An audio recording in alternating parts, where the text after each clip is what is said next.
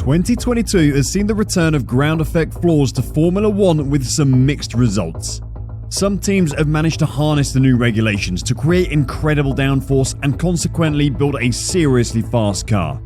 Some teams, though, have managed to make a mess of their cars thanks to the ground effect floors. Looking at you, Mercedes. As the season has gone on, we've managed to get a look at the flaws of the Red Bull, Ferrari and Mercedes cars. So instead of keeping it to ourselves, we thought we'd fill you in on what we found.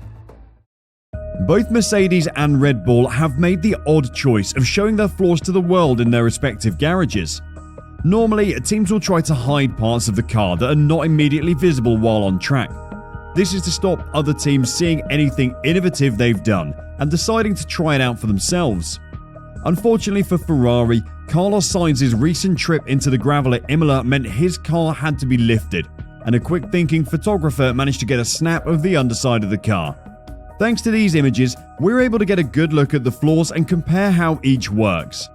All three have a similar overall design. You'll see that down the center of each floor is a large protrusion. This part sits low to the floor to make space for things like the fuel tank, battery, and heavy sections of the powertrain. All of these components are very heavy, so by keeping them low to the floor, you lower the car's center of gravity. A low center of gravity means the car won't move as much under acceleration, deceleration, or turning, making it a more stable platform for the driver and providing better overall handling. Either side of this flat protrusion are two curved sections. When viewed from the side, it looks like a smiley face. So at the front and rear of the car, the floor is further away from the ground. It's this shape that creates what is known as a Venturi tunnel. The air at the front and back of the floor is moving slower and is higher pressure. As the air moves from the front of the car to the back, there's less space for the air to move through, so the air moves faster. It's the same effect that makes the tops of mountains really windy. The air in the middle moves much quicker, creating a lower pressure area which then creates downforce. When you have a low pressure area, air will try to get into the area to equalize the pressure. If this happens, then the pressure under the floor will normalize and the ground effect floor will stop producing downforce. To avoid this, the teams have to try and stop air getting to the floor from the sides. They've done this by creating air vortices along the side of the floor in various ways. Some teams have sealed their floors so well, and the floors themselves do such a good job of speeding up the air underneath them that they create too much downforce. The floor then gets too close to the track, stops creating downforce and bounces up. When this happens multiple times in quick succession, you get porpoising. You can see that at the front of the floors there are multiple vanes. They help to alleviate some of this problem. The vanes direct some air away from the floor, as well as cleaning the air that goes under the car and creating vortices in the air under the car. These vortices go up as they leave the back of the floor, creating even more downforce. If we have a look at Ferrari and Red Bull, the two quickest teams on the grid this season, the obvious difference in their floors is the smoothness of the floor. The Ferrari floor looks simple. Its flowing lines will create an easy channel for the air to move through.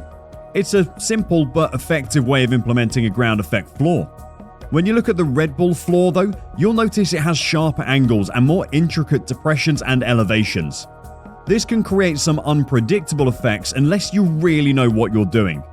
Without the proper expertise, this could be incredibly hard to manage and make setting the car up a guessing game. Fortunately, Red Bull have Adrian Newey on their side, who is an expert in these floors.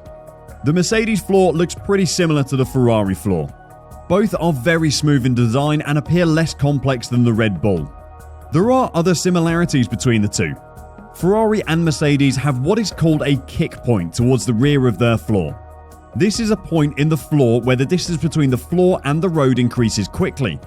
It's at this kick point that the air is released from the low pressure zone into the high pressure zone. It also creates a lot of downforce at this point. As you can see, both teams have their kick point at the rear of the car. This is really important when you think about porpoising. It is the rear of both cars that's bouncing due to the sudden loss of downforce.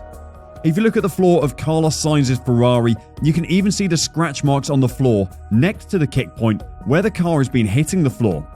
With Red Bull having almost no porpoising and Ferrari and Mercedes suffering badly, it may be that it is the extra downforce created by the kick points that's causing their problems. While Ferrari's porpoising isn't having a huge effect on their lap times, it is causing Mercedes problems. Mercedes have been talking about bringing upgrades to their car in Miami, and it would be really interesting to see if it is the floor they're changing, specifically where the kick points are. With any luck, they'll give us a sneak peek of what is going on under the floor very soon. While the porpoising is slowing down Mercedes and not Ferrari, it's still an issue for both teams.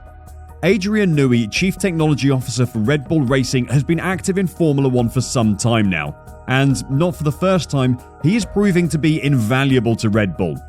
The top designer was already in F1 in the days of ground effect cars way back in the 1970s and 80s, and knew in advance that porpoising could be a problem. Not surprisingly, the RB18 is one of the few cars that barely bounces. It is Adrian Newey's experience and knowledge that gives Red Bull the confidence to make changes where others might be fearful to. This is a big advantage for the team, not only in terms of driving, but in terms of bringing upgrades.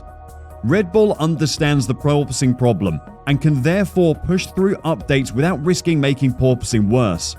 At Ferrari though, this is a huge issue.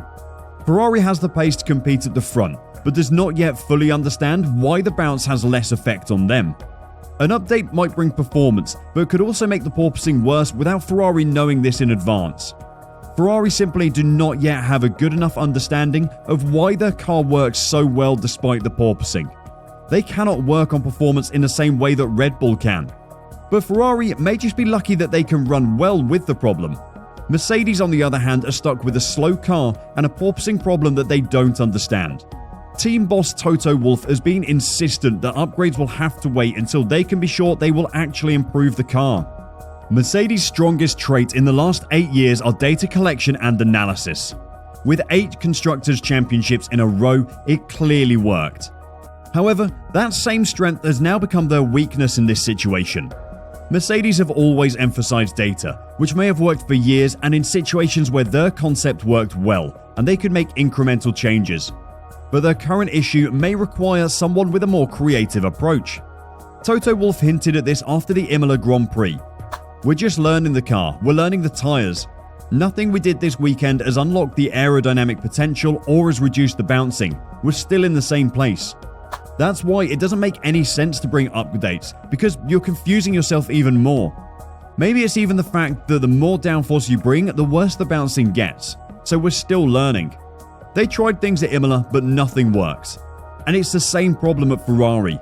The Scuderia may not have changed anything, but they made that decision because they're unable to understand how their floor has affected the porpoising. They need to understand porpoising first, before adding new things to the car. In the time it takes them to get that understanding though, Red Bull can benefit from Adrian Newey's knowledge and experience to potentially outrun the competition. We saw this beginning in Imola, where Red Bull were by far the best team on the track thanks to the upgrades they brought. Red Bull will continue to bring upgrades to their car with the confidence they'll work. Their understanding of how ground effect floors work and how intricate details, like those we pointed out earlier, make them the most dangerous team on the grid at the moment. We would love to hear your thoughts on the team's different floors in the comments below. And make sure to hit the notification button and give us a like while you're there. Thanks for watching and see you soon.